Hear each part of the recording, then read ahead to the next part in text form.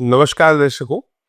7 तारीख को 7 सितंबर 2025 को होने जा रहा है इस साल का चंद्र ग्रहण। दोस्तों, चंद्र ग्रहण एक विशेष खगोलीय घटना है जिसके लिए बहुत सारे मिथ्स भी है, जिसको लेके कई जगह डराया जाता है, कई एक लालच किया जाता है, आप ये कर लो तो ये हो जाएगा, ये नहीं करोगे तो खराब हो जाएगा, गलत हो जाएगा। तो क्या घटना है, खगोलीय दृष्टिकोण से भी समझा हुआ और दृष्टिकोण से भी समझा हुआ, क्या आपको करना चाहिए, क्या नहीं करना चाहिए, क्या शास्त्रों में लिखा है, क्या वैज्ञानिक और हमारी जो समझ है, जो अच्छी समझ है, उसके बारे में इसमें बात करेंगे। देखिए, अगर सिंपल भाषा में चंद्र ग्रहण जो पूर्णिमा के समय ही लगता है। तो जब सूर्य और चंद्रमा के बीच में पृथ्वी आ जाती है गोचर यानी ट्रांजिट करते करते, और पृथ्वी की छाया जब चंद्रमा पे पड़ती है, तो उसको कहते हैं चंद्र ग्रहण। ये पूर्णिमा का चंद्रमा है, पूरा चंद्रमा दिख रहा था परंतु अचानक उसमें छाया पड़ जाती है, वो दिखना बंद हो जाता है, तो वो चंद्र ग्रहण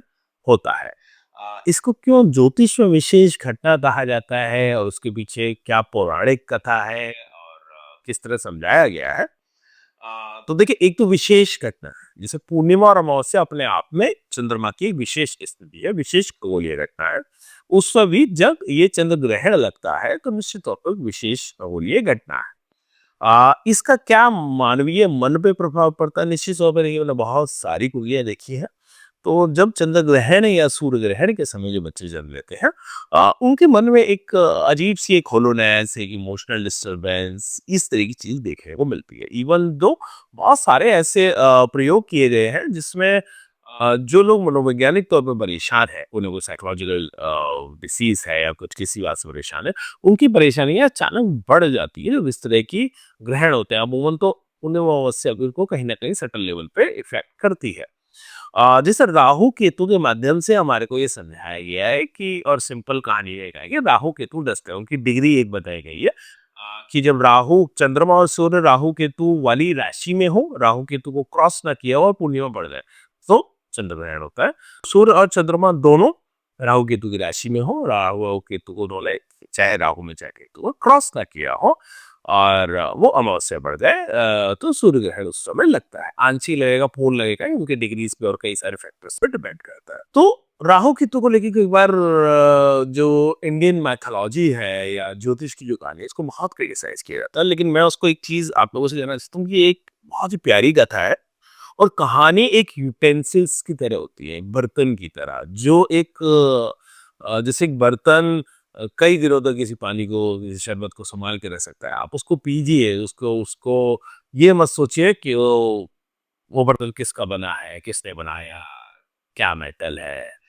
अरे भाई, वो कहानी आपको बहुत खूबसूरत तरीके से बता रही है कि किस तरह बड़े आसान शब्दों में राव केतु की कथा से हमको पता चल जाता है कि कब कब ग्रहण लगता है। और इसी वजह से आप कोई भी 50 रुपए का पंचांग खरीदिए, 100 वर्ष का पंचांग भी आता है, 50 वर्ष का पंचांग भी आता है, आगे तक की, आपको हजारों साल आगे तक की भी सिंपल, कोई बहुत मैथमेटिकल कैलकुलेशन नहीं है। अगर राहु केतु की कैलकुलेशन बताए तो सूर्य और चंद्रमा के ट्रांजिट से आने वाले हजारों साल तक कब चंद्र ग्रहण पड़ेगा और सूर्य ग्रहण पड़ेगा आपको बताया जा सकता है, और पिछले हजारों साल तक कब सूर्य ग्रहण पड़ा था, चंद्र ग्रहण पड़ा था, बताया जा सकता है। एक छोटी सी स्टोरी ने मानव जीवन में इतना आसान कर दिया। तो जो हमारी जो हिंदू मैथोलॉजी है, उससे अगर हम कहें, तो वो ऐसी बहुत सारी कहानियां लेके बैठी है। जो पौराणिक कथाएं हैं वो सभी कहानियां हैं, जिस कहानी से आपको पता चल जाता है कि बहुत बड़े गूढ़ रहस्य भी कहानियों के माध्यम से बड़े सरलता से दे दी गया। फिर वापस आता है कैसा प्रभाव पड़ेगा, क्या करना चाहिए, नहीं करना चाहिए। देखिए, तो विशेष खगोलीय घटना है, ज्योतिष में उसका काफी है कि चंद्रमा और सूर्य दोनों प्रभावित होते हैं, राहु केतु से पीड़ित होते हैं इस दिन। तो क्या सूतक काल लगेगा, कब लगेगा? देखिए, ये रात्रि यानी 7 सितंबर को, संडे को रात के 11 बजे से लेके 8 तारीख आ जाएगी 00:30, 1.5 घंटे का मोटा मोटी ये रहेगा ग्रहण का, जिसमें चंद्रमा पूरा ग्रहण में रहेगा। इससे 9 घंटे पहले सूतक लग जाते हैं। सूतक का मतलब क्या है? और सूतक का मतलब ये है कि आप, और सूतक का वैसे आपने एक और शब्द सुना होगा, मैं थोड़ा और गहराई में जाऊं तो सूतक की भी एक बड़ी विशेष कहानी है। देखिए, सूतक कब लगता है हमारे परिवारों में? जब किसी का मरण होता है या किसी का जन्म होता है तो कहते हैं ना, सूतक लगे, सूतक पाता है कि भैया सारा खानदान, कोई पूजा पाठ सब कुछ छोड़ के अगर कोई चला गया है तो उस दिवंगत आत्मा के लिए प्रार्थना में लग जाए और उस परिवार को सांत्वना दे दे। बच्चे। ऐसे जब कोई पैदा हुआ है तो उस बच्चे की देखभाल में सब लग जाए, सब पूजा पाठ खान पान सब छोड़ दो। आप ये सोचो, क्या हमारे यहाँ पे उस फिलॉसफी को नमन कि सूर्य चंद्रमा को ग्रह नक्षत्रों तक को अपना एक वृहद परिवार के तौर पर माना है कि भैया सूर्य और चंद्रमा पीड़ित है, सूतक लगे हैं, मंदिर बंद रहेंगे और आप जो भी उस समय जाप करेंगे, मंत्र करेंगे, जो करेंगे सूर्य और चंद्रमा की पीड़ा कम करने के लिए करेंगे। ठीक है ना? तो सूर्य आपकी आत्मा है या चंद्रमा आपका मन है, तो आत्मा से मन से बोझ हटे और उस सूर्य और चंद्रमा का भी भला हो जो हमारे को प्रकाशित कर रहा है। तो सूतक लग जाते हैं 9 घंटे पहले।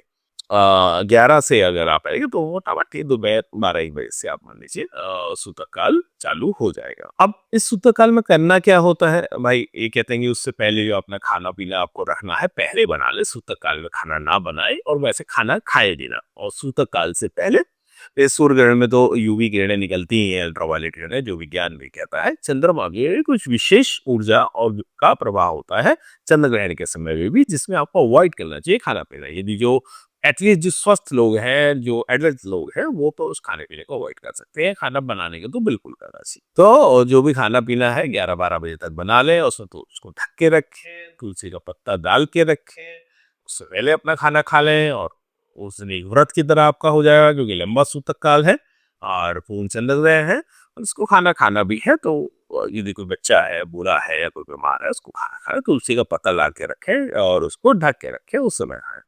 सूतक काल में बहुत सारे जाप, बहुत सारी साधनाएं भी बताई जाती है, बीज मंत्रों की साधनाएं बताई बताई जाती है। देखिए सूर्य आपकी आत्मा को रिप्रेजेंट करता है और ये आपकी विल पावर को आप मान लीजिए, और जो चंद्रमा है वो आपके मन को रिप्रेजेंट करता है। सूर्य चंद्रमा की जो विशेष स्थिति है, यदि इसमें आप इंट्रोस्पेक्ट करेंगे या इसमें आप जो ध्यान करेंगे या इसमें आप किसी बीज मंत्र पे काम करेंगे, वो बीज मंत्र चाहे आपके सातों चक्रों का हो या ग्रहों का हो, कोई बीज मंत्र हो, आप या किसी मंत्र में दीक्षित है, तो उस समय कोई ऐसा आप मान लीजिए कि इस तरह से आपको आपके मन तक जाने के, आपके आत्मा तक, प्योर कॉन्शियसनेस तक जाने के कुछ ऐसे सटल मार्ग हैं जो खुले हुए होते हैं और उस समय आपको वो ग्लिम्स मिल सकते हैं जो आपको काफी लंबी साधना से ना मिले हो। इसलिए इसका विशेष महत्व दिया जाता है कि इस समय पे आप साधना करें, जाप करें, ध्यान करें, और उस ध्यान का विशेष महत्व कहा जाता है क्योंकि विशेष अवस्था है, विशेष खगोलीय अवस्था है। और हमारे यहाँ एक मंत्र है जो बहुत प्रिय है, यथा पिंडे तथा ब्रह्म, तथा ब्रह्मांडे यथा पिंडे। जो आपके भीतर है वही बाहर है, जो बाहर है वही भीतर है।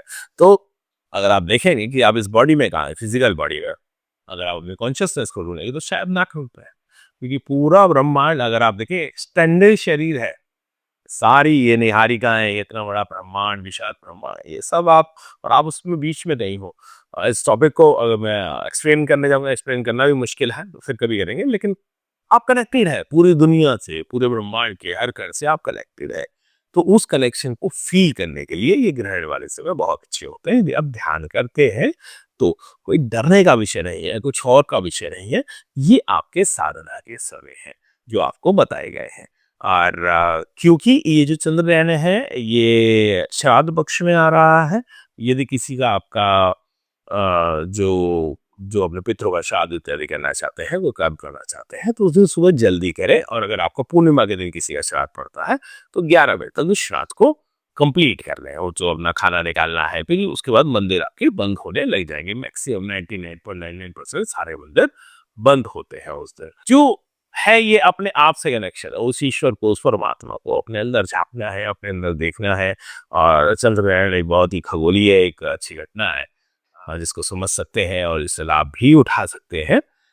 तो खुद के मन में जो परिवर्तन हो रहे हो, भाव उठ रहे हो, उसको देखें, उसको समझें और ज्योतिष के माध्यम से अपने जीवन को और सरल, सहज, सुखी और सुंदर बनाते रहे। एक और चीज की रही कि ग्रह के बाद दान करना होता है, तो और वैसे भी ये पितृपक्ष चल रहा है जिसमें परोपकार को सर्वोत्तम बताया जाता है।